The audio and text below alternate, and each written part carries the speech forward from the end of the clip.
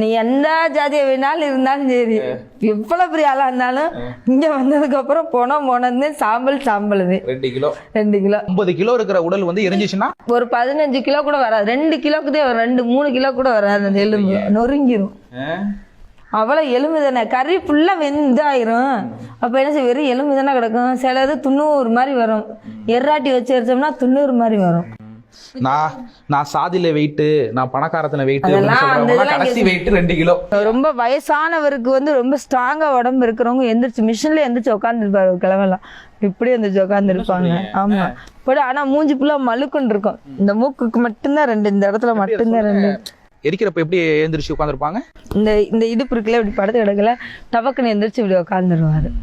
கையை ஊண்ட மாதிரி. ஆனா கை ஊண்டாது. நமக்கு அது திடீர்னு பார்த்தோம்னா பயமா இருக்கும்ல. அது படக்குன்னு பார்க்கணும் பயமா இருக்கும். அது பழகுனாலும் ஒண்ணும் தெரியாது. அதாவது கொழுப்பு சத்து உள்ள எல்லாருமே சீக்கிரம் எறிவாங்க. ஜென்ஸ் மட்டும் எரிய மாட்டாங்க சாமானியத்துல. ஏன்னா அவங்க வேலை ரொம்ப அதிகமா பாக்குறவங்களுக்கு அவங்களுக்கு வந்து எப்படி இருக்கும் அப்படின்னாக்க கை காலெல்லாம் ரொம்ப ஸ்ட்ராங்கா இருக்கும். அந்த கொழுப்பு கரைஞ்சிருக்கும். கொழுப்பு சத்து இருக்காது. பட் சாப்பிட மாட்டாங்க. ட்ரிங்க்ஸ் அடிச்சு குடல்லாம் புண்ணா இருக்கும். அதனால அவங்களுடைய ஸ்ட்ராங் வந்து பாடி வந்து ரொம்ப வீக்கா இருக்கும். அதனால சீக்கிரம் எரிய மாட்டாங்க. லேடிஸ்னா சீக்கிரம் இருந்தவங்க கொழுப்பு சத்து ரொம்ப இருங்க உருக ஆட்டோமேட்டிக் எரி பக்கத்துலேயே போவேனா ஹைட்டுக்கு வரைக்கும் எரியும். இந்த புகை அவ்வளவு வரைக்கும் வரும். ஆனா இதே ஆம்பளை இருந்தா கம்மியா தான் வரும். இவ்வளவு தலைக்கு தான் அந்த எரியறப்போ அந்த பெண வாடம்பாங்கல, அதெல்லாம் அடிக்குமா? இதுக்குள்ள வந்து அந்த வடை வராது. ஏன்னா 4 பக்கம் காத்துனால இந்த சொடலை வடை வராது இதுக்குள்ள. அதுக்குள்ள தான் வரும். ஏன்னா அது வந்து 4 பக்கமும் செவர் இருக்கு. 2 டோரையும் க்ளோஸ் பண்ணிடுவோம்.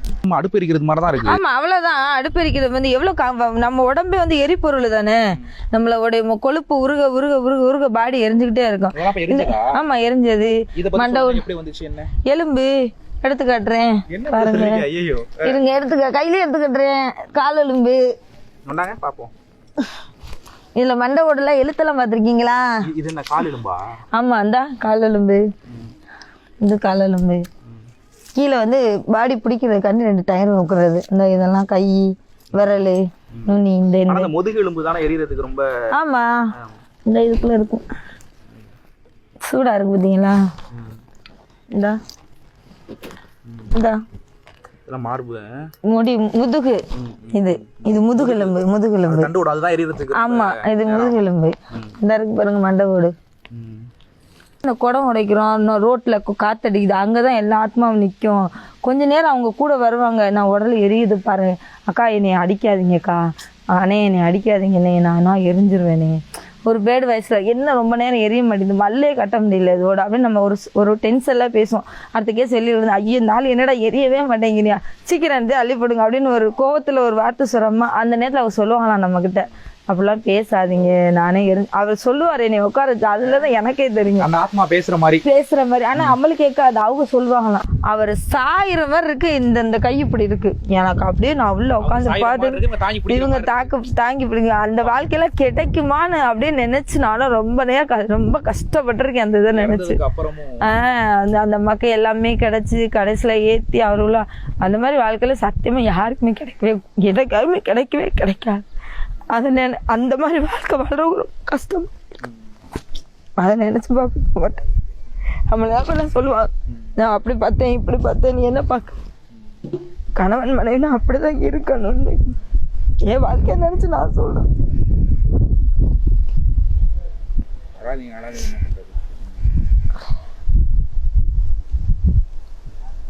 அவங்க உயிரோட இருக்கும்போது பாத்துக்கல பசங்க, இறந்ததுக்கு அப்புறம் எங்க அம்மா அப்பா. ஆமா, உயிரோட இருக்கல மதிப்பு மரியாதை எதுவுமே கிடையாது. ஆனா இறந்ததுக்கு அப்புறம் அப்படிலாம் அனுப்பத்தெல்லாம் கோமாத்தான் வரும். அவங்க எல்லாம் பார்க்கல, போங்கடா எல்லாமே நாங்களே செஞ்சுக்கிறோம் அப்படின்ற மாதிரிலாம் தோணும்.